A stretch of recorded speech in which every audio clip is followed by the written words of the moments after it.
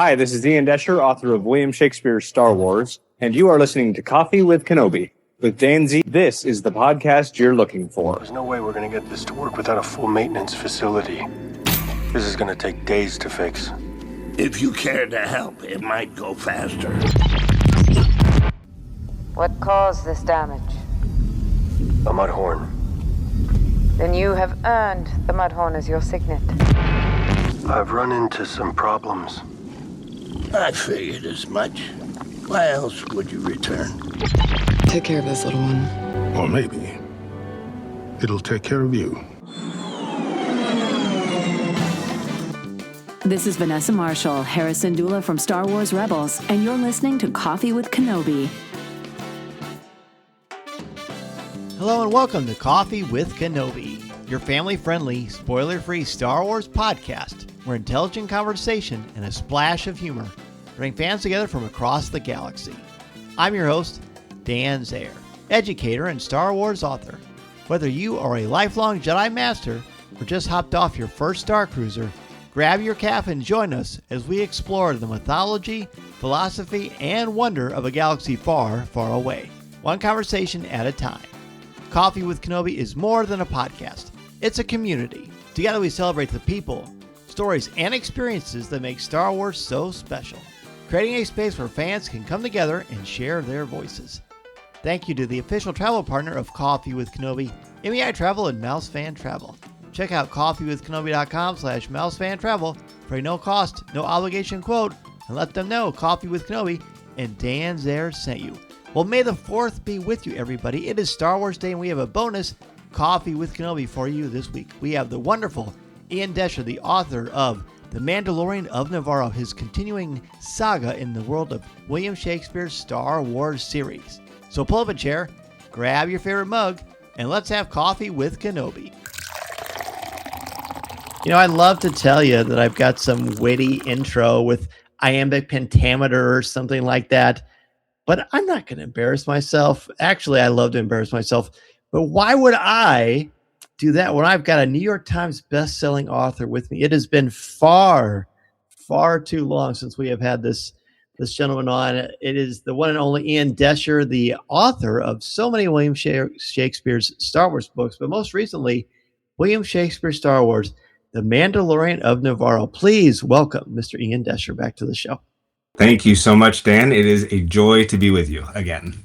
Yes, this is great. This is you're an example because you've been around. You were, I think, the first or second guest that I ever booked for the show over 13 years ago, if you can believe that.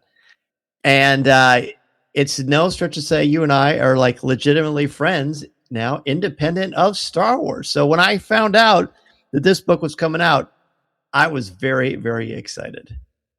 Yeah, well, you and me both. Yeah, it's great to talk to you and to catch up, and we should just spend this whole time just socializing. I think.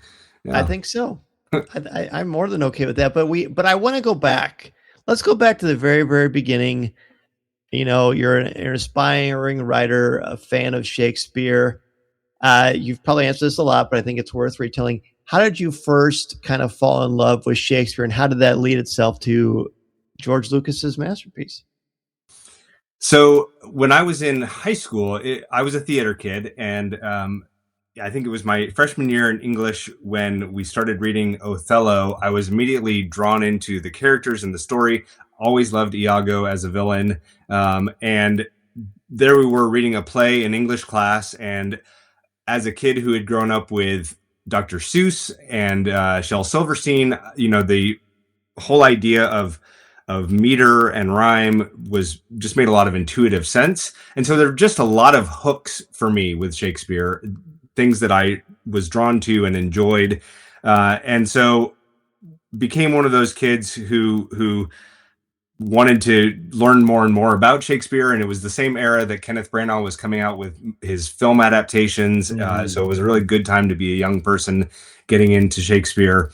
And Star Wars I had loved since I was very small, since before I have memories. And so the way the two merged in my life was many years later. So in 2012, this is now 17 years past high school, I three things happened, and the three things were that I watched the Star Wars trilogy with some high school friends of mine, and I hadn't seen the trilogy in probably at least a decade.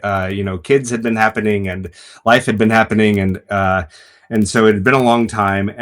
And then not too long after that, I read Pride and Prejudice and Zombies, which is one of the first mashup books that became really popular. And just after finishing that book, my family and I went to the Oregon Shakespeare Festival in Ashland. And so I was actually in Ashland, and I know you know this story, but in Ashland when sort of the idea occurred to me, like I should take Shakespeare or take Star Wars and rewrite it as though it were a play by Shakespeare.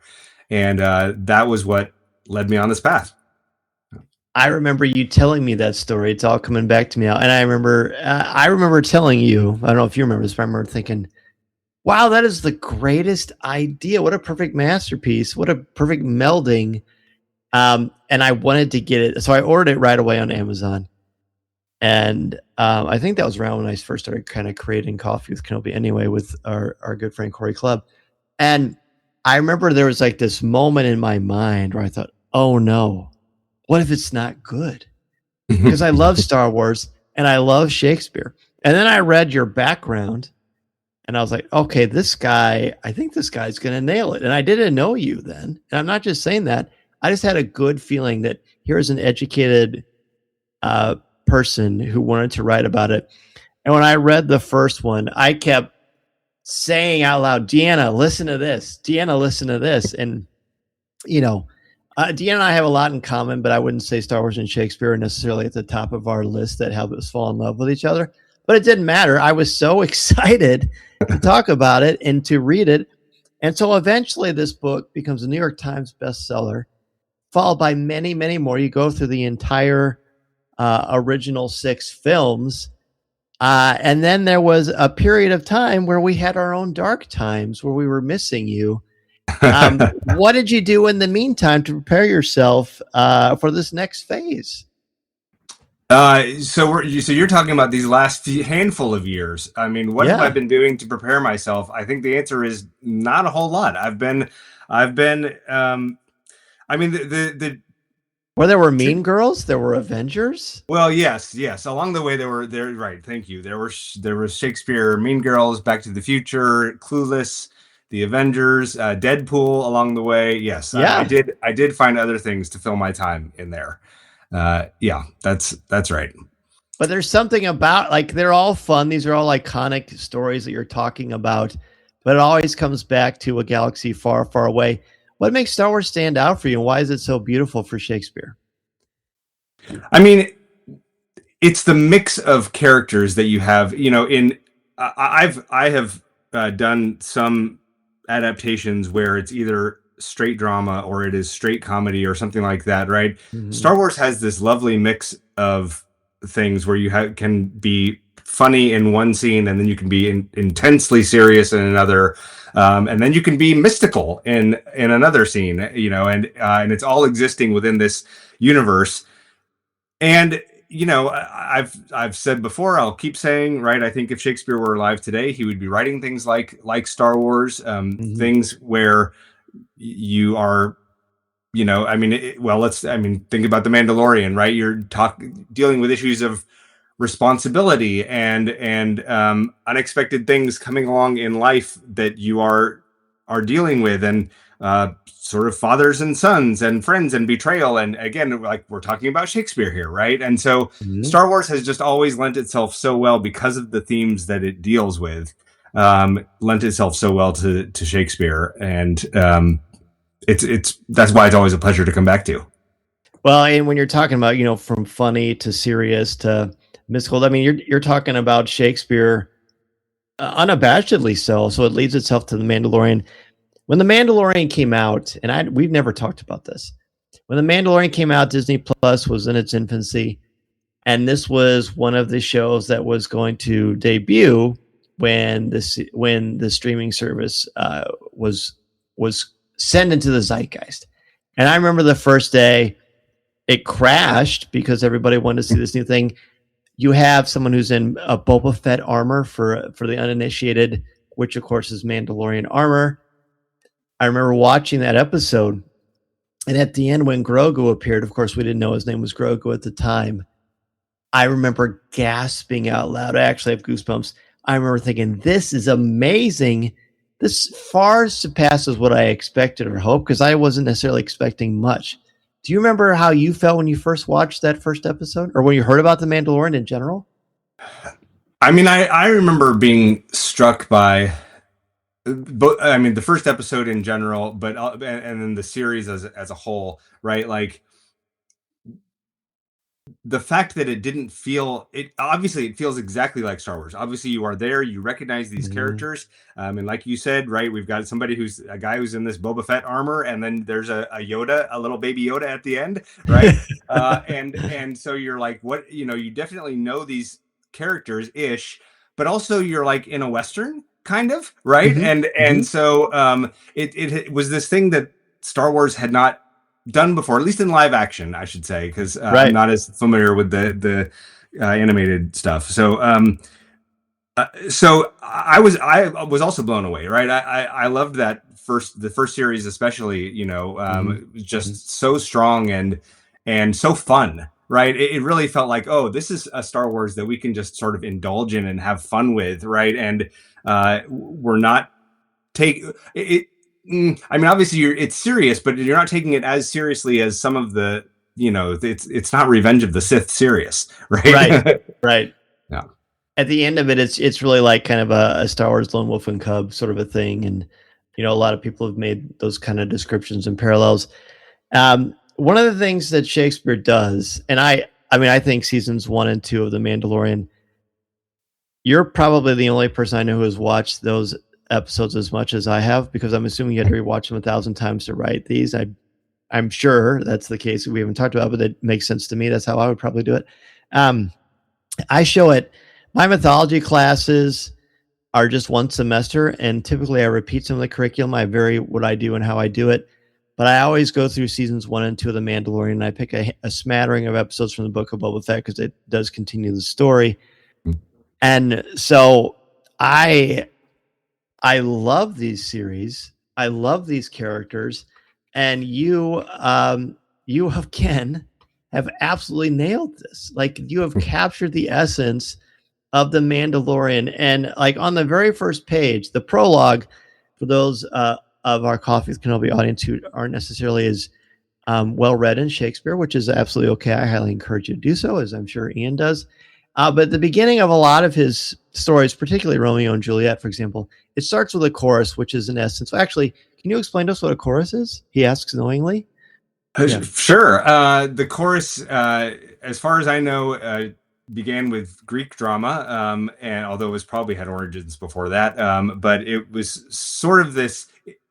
Well, in Shakespeare's time, it really becomes a sort of narrator kind of character, right? So somebody who is standing outside of the action and is talking about what's happening. So at the start of the play, setting the scene, very famously in Romeo and Juliet, like you said, in Henry V, and then coming in at certain times to sort of say, okay, now here's where we are, especially in Henry V, where you're supposed to be imagining all these wars and battles and things, right?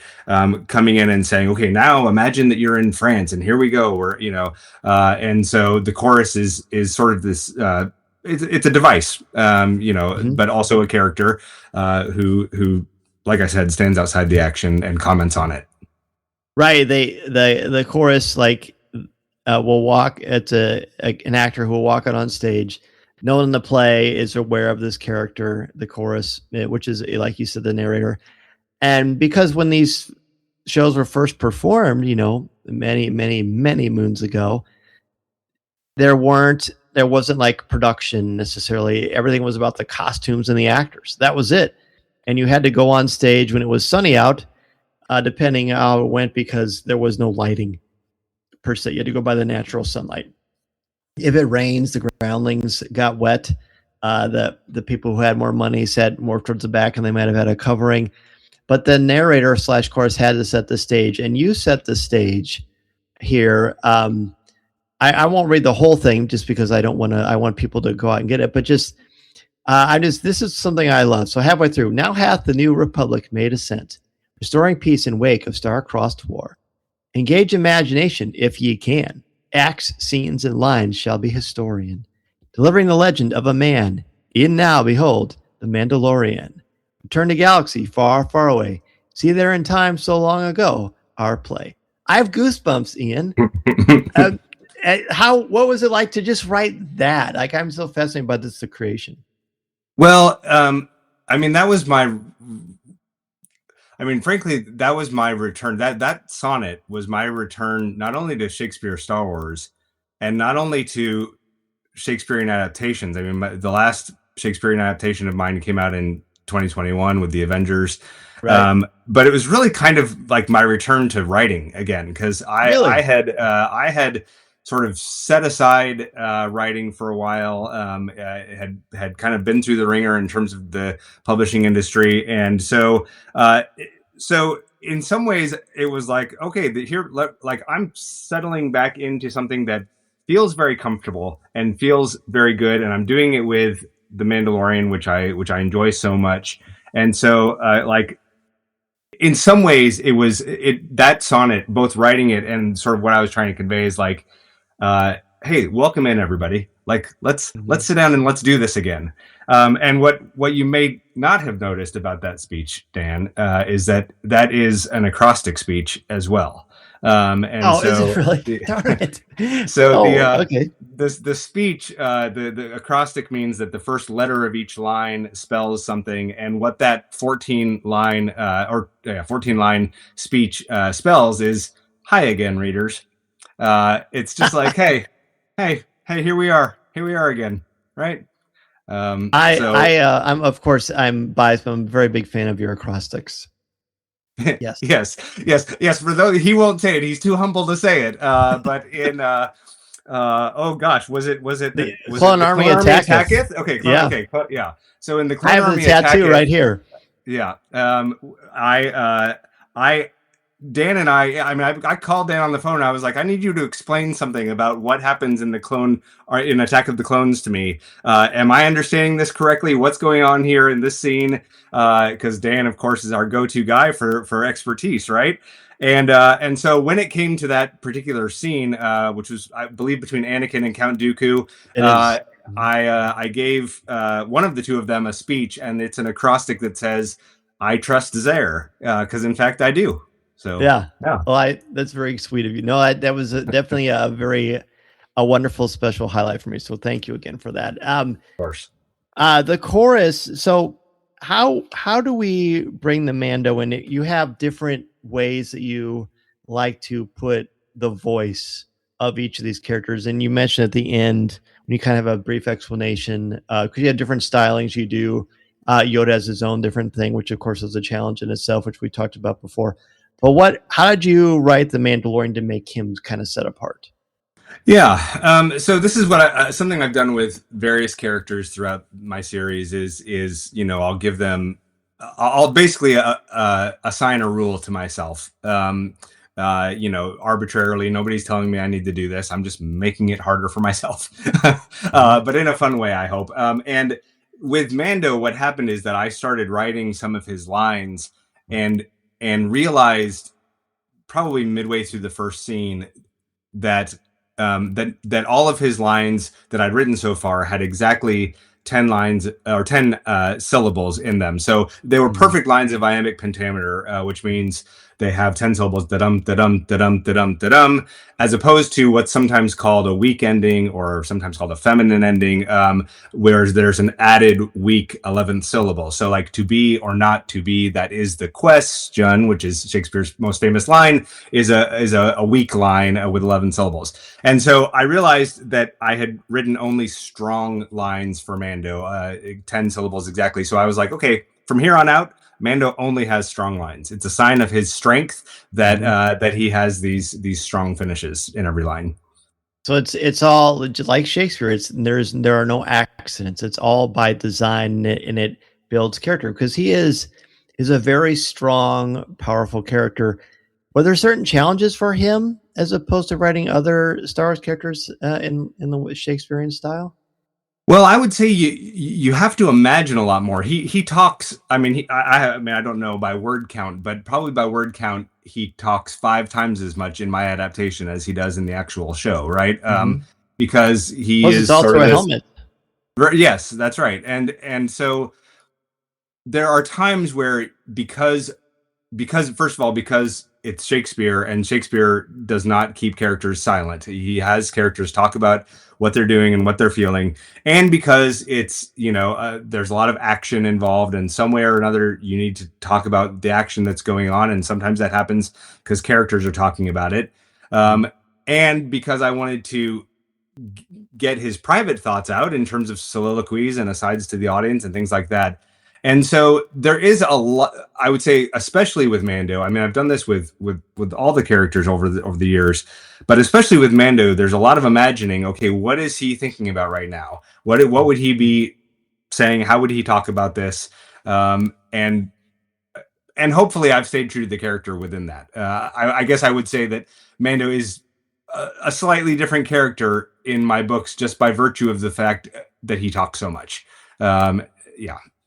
I think it also translates. It's definitely a spot on of him, and I think it very much translates what we as an audience or a consumer of this wonderful stories and this great character, what we ascribe to him, his motivations. And he does share what he thinks.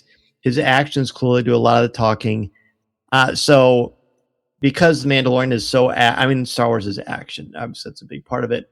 But there's more, I think it's fair to say there's more action in Mando, just because there's more time on screen. I mean, there's 8 episodes in The Mandalorian, although I know that you mentioned at the end, the gunslinger and the prisoner, which are chapters 5 and 6, are not as heavily portrayed here.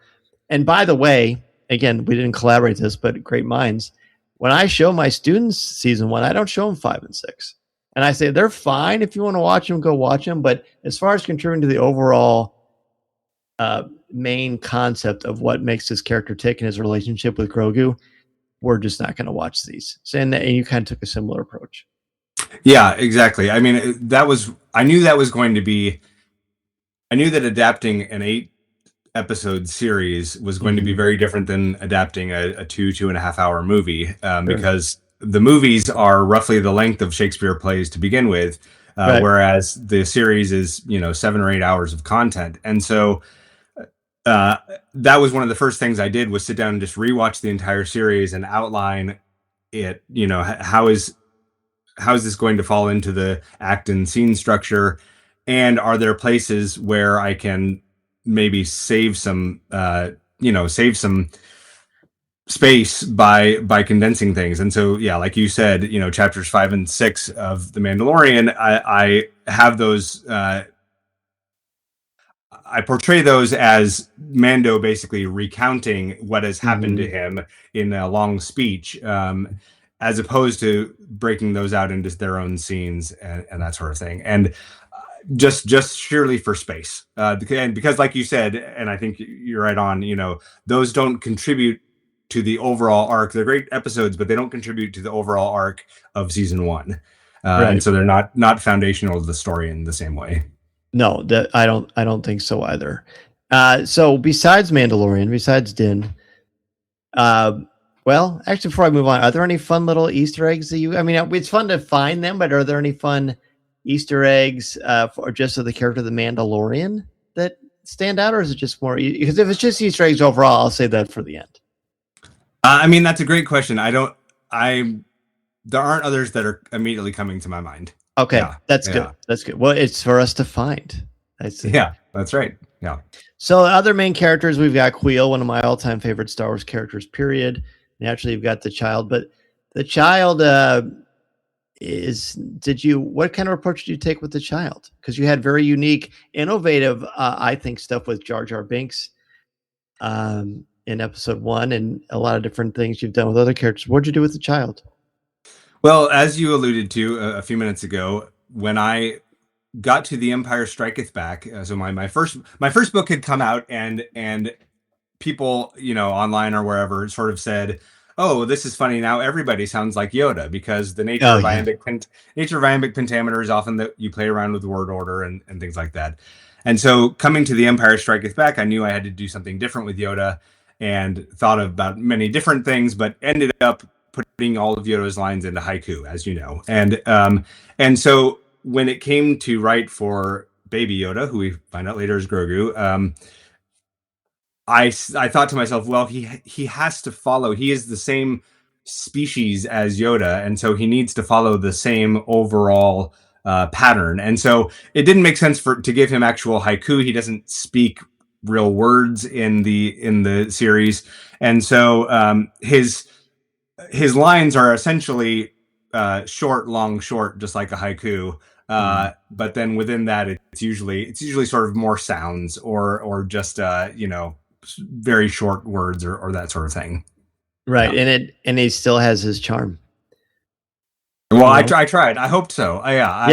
Honestly, yes. Yeah. Thanks. For sure. Of course. So besides Quill, you've got Cara Dune, you've got Grief Karga, you've got Moff Gideon. Those are the kind of the main players in season 1. Talk about the fun and the challenges of writing each of them. Yeah, well, we'll start with Moff Gideon because that's an easy one, right? He's, I love a villain, and I just enjoy getting to write for characters who are just baddies. He's more Iago than any other Shakespeare villain, as far as such, like he's just bad. Right. Exactly. Yeah. Yeah. Quill, like you said, with Quill, actually, I had to do something a little bit different because in the original 9 Skywalker Saga movies, we don't encounter Ugnaughts speaking really much. Correct me if I'm wrong, but I think that's right. You're correct. And what I had done in The Empire Striketh Back is I made them into like a merry band of singing Ugnaughts because I thought it would be sort of funny. It's almost like the 7 dwarves. They're singing while they work, Right. And so, but of course, with Quill, I wasn't going to do that. I was going to give him the dignity that he deserves. Sure. And so that was, he is such a great character. I mean, besides Bando, I think he probably my favorite character from season 1. For sure. Just because he's so well written and just has such kindness to him and like I said, dignity. Cara Dune getting into her head, getting to write for IG-11. IG-11. It's just really, it's always been really fun to sort of try to get inside these characters' heads and imagine what's going on. Cara Dune has such has depth because she's from Alderaan and has such a past. Really fun to write the scene where they meet and have to fight before they can be friends and soup. Right. Yeah, exactly. Yes. It's just a pleasure all the way to dig in, right? To dig in my heels and write these characters. I like asking this question to people who get to play in the Star Wars sandbox from the world of literature. I certainly found this when I wrote the Star Wars book. I had always liked Princess Leia. But writing about her, because I tell students all the time, the best way to learn something is to write about it or to teach it. I believe that. When I wrote about Leia, I just suddenly appreciate her in very different ways I never would have expected. Were there certain characters from season 1 of The Mandalorian that just by the act of creating this wonderful book, did you start to appreciate or see them in a little bit of a different way? I think Quill is probably the biggest one there. Not that I didn't appreciate him when I watched the series the first time, but just the layers of the importance for him of having earned his freedom, the ways that he decides to help Mando. And the sacrifice that he makes to, try to protect the child. I mean, it's, Yeah, I mean that's really one where I mean really as I was rewatching, right? I mean that was the moment where I was in tears, right? Like Yeah. when he dies, right? It's spoiler, sorry everybody. It's been years. You should have watched it by It now. has. Yes, you should. Yeah, I mean I would say he was the biggest discovery for me in this book. Yeah. Isn't that great? I love that because it lends itself to so much fun. Speaking of fun, I would love to know you've done Rick rolls. You've put Snoop Dogg in these books. You've had so many fun things. What don't, of course we don't want to give them all away because it's fun for people to find them, but what are some fun little nuggets and Easter eggs, if you will, that we can find here? Okay, I'm going to pause briefly because I'm going to have to remind myself. So one thing I will say about the way that I write these books is that the version that I write, I have the file in my computer as the word annotated is at the end because basically I am, as I write, whenever I put in a reference to actual Shakespeare, to actual Shakespearean line, those go in one color. If when I'm putting in an Easter egg, that goes in another color. When I'm using a particular Shakespearean device, that goes into another color. Nobody ever sees these annotated versions. This is not what I send to my publisher. Nobody ever sees them except for me. Right. But it is helps you keep track. Yeah, I mean that's exactly it, right? It's so I can go back and be like, yeah, what did I do? Because you won't remember. I mean, honestly, yeah. Right, exactly. And I mean, I wrote this a year ago at this point, so it has been a minute. There are things there are references like to other popular media. There is a reference to the Three Amigos that I'm not sure anybody will catch except for me. There is a line. I did not catch that. A series of lines that Mando has. I think we're in Act 1, Scene 5, and he says he's talking about. He's been told that the mark that he's looking for is 50 years old, right? Mm-hmm. And so he says, "A being with the span of 50 years, a sum that I as yet can fathom not. At 50 years, how shall this body move? At 50 years, what wisdom shall I know? At 50 years, where shall I lay my head? At 50 years, what whips and scorns of time shall I bear daily that I know not now?" That was my own little Easter egg for myself because I'm going to be 50 in a little over a year, right? And so that was a little bit like, I bet somebody who might be thinking about aging could potentially be thinking about what it's like to be 50. Yeah, I know a thing or two about that. So plus whips and scorns, there's our Hamlet. Right, exactly. Yeah, push a little touch of Hamlet in there for you as well. Yeah, there are places where now some of my Easter eggs, and this is almost embarrassing to admit, some of my Easter eggs are self-referential. So when there are moments where I feel like we're hearkening back to something from one of the movies, I will often go back and find how I did that in that moment in that movie and repeat it. So there's a little bit of that in here. So those are some things to watch out for. I had my fun as I often do. Yeah. I love it. Well, it's highly worth checking out. And I want to say, like, Insight Publishing, I mean, all of your books have been great, but this version I put on our Coffee with Kenobi's Instagram and social media, it takes it to another level with this beautiful blue kind of faux leather cover. I'm not really sure what the actual definition is, but what do you think when you saw this?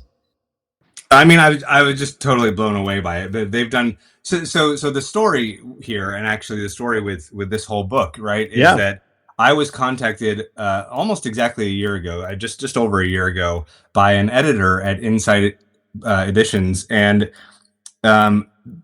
she told me that Quirk Books, my previous publisher, had let the books go out of print, and Lucasfilm approached Insight, because Insight does a lot of work with Lucasfilm, and said, we want to reissue the old books, and then we want to continue the series. And so I sort of got this email out of the blue saying, would you like to do some more? Which was a lovely email to get. Yes. But Insight then has re-released the original 9 and then created this new one, and they are so lovely. I mean, just the feel of them, right, is so nice. It's like a basketball. Yeah, exactly. Right. It does. It totally feels like a basketball. And it has that feel of, like this could be a fancy edition of a Shakespeare play, right? And so, which of course is what they're going for. And I love it. I love, they've done basically an array of colors for the 9 that they re-released, and so the blue is for Mando is their new one, and yeah, it's such a joy. I was very excited when this showed up.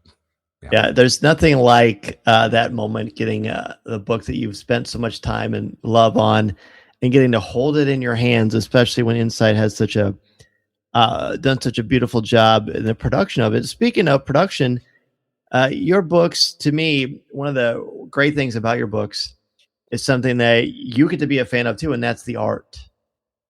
Talk to me about the art in the Mandalorian of Nevarro. Yeah, so I will say I don't know if this is inside baseball, but here we go. They did approach the original illustrator of the original series, and he is booked so far out that he was not able to do this. But Dennis, who did the illustrations for this one, just nailed the look overall. I mean, it's one of these books that you see the cover and you're instantly drawn in, because you're like, wow, what is that? I've seen Mando, but I've never seen him look like this before. And so he nailed the feel of the series, and that's true throughout all of the illustrations inside as well. And one thing that I've always loved about the illustrations, and you are absolutely right, I just get to be a fan of them, right?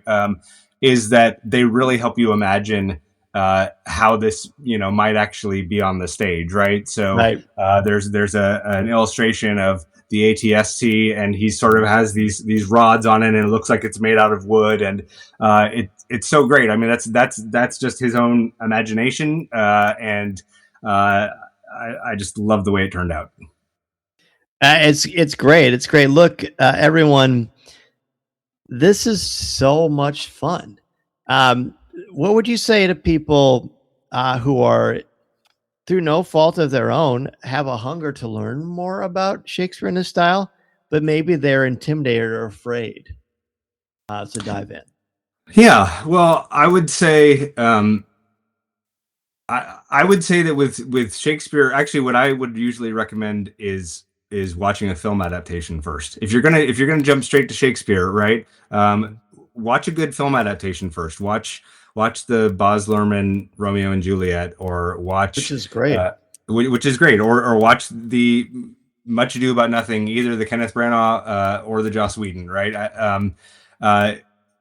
Just because that will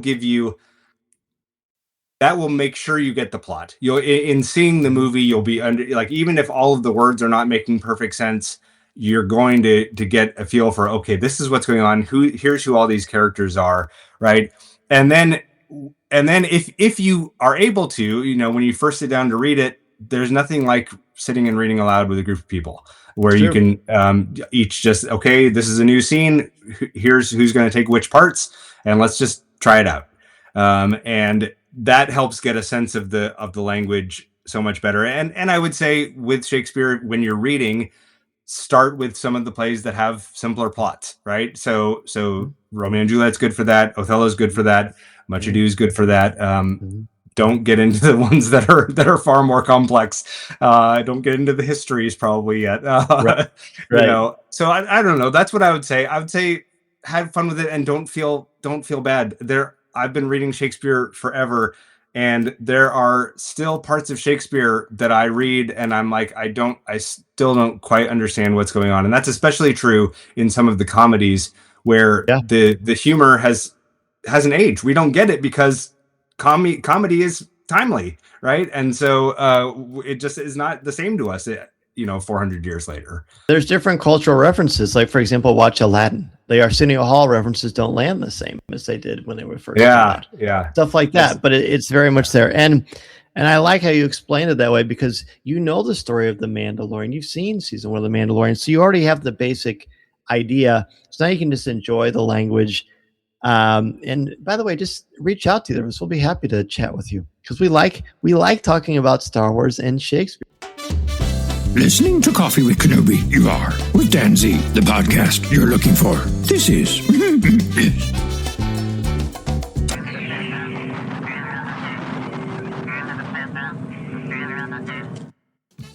My goodness, buddy. What a delight to chat with you about this and to see your happy, smiling face. And your passion for this, I think, is so contagious for all of us. It certainly comes through in your beautiful prose. The marriage of Shakespeare and Star Wars continues to be such a boon for fans of pop culture, literature, storytelling, and of course, a galaxy far, far away. And you're the only person who could make it happen. So grateful for you. So grateful for having you back on the show. Well, thank you so much, Dan. It really is such a joy. And, hopefully next time we're going to do this in person. I am all about that. Well, hey, where can people find their copy of William Shakespeare, Star Wars, The Mandalorian of Nevarro, and other exciting books that you have? They should be available in your local bookstores. You can go to my website, which is iandescher.com. And I'm on Instagram somewhat infrequently, but I'm there. If you send me a message, it'll find me. And the books are around. Yeah. Awesome. Well, we look forward to much more from you in the coming years, and we'll certainly see you in the theaters for The Mandalorian and Grogu, of course. Yes, I'll be there. That's right. And just like that, our journey through the galaxy for today has come to a close. Thanks for listening to and supporting Coffee with Kenobi, where fans can come together to think, learn, and discuss this galaxy we all love. I'm truly grateful you chose to spend part of your day with me. A huge thank you to Ian Doescher for joining us to talk about his brand new book, The Mandalorian of Nevarro. You can find the book everywhere that your favorite Star Wars books are sold. A special thank you to our official travel partner, MEI Travel and Mouse Fan Travel. Looking to plan your next magical vacation to Walt Disney World, Disneyland, or even a Disney cruise?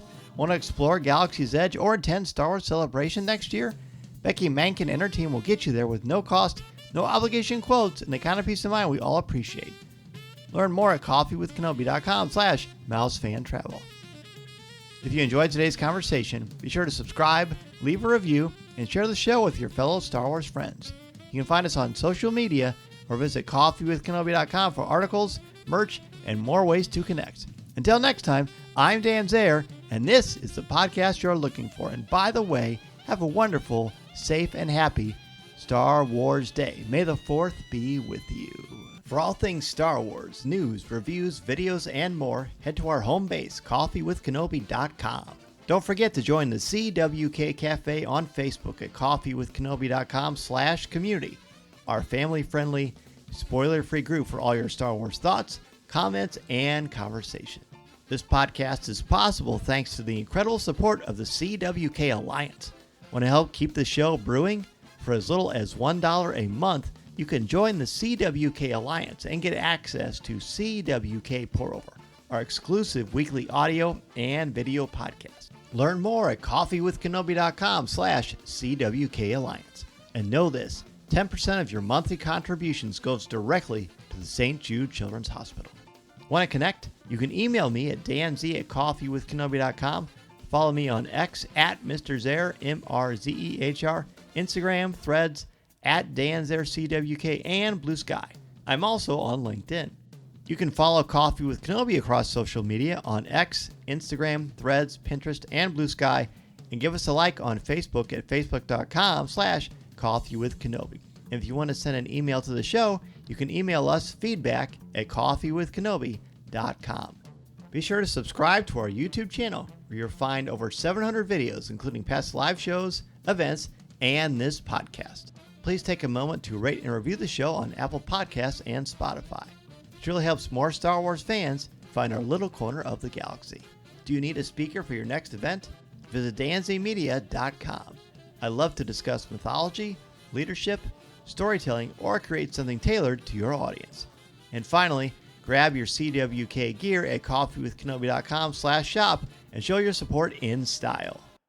This podcast is not endorsed by the Walt Disney Company or Lucasfilm Limited. It is intended for entertainment and informational purposes only. The official Star Wars website can be found at www.starwars.com. Star Wars, all names, sounds, and any other Star Wars related items are registered trademarks and/or copyrights of Disney and their respective trademark and copyright holders. All original content of this podcast is the intellectual property of Coffee with Kenobi unless otherwise indicated. This is the podcast you're looking for. There's no one here. Move along.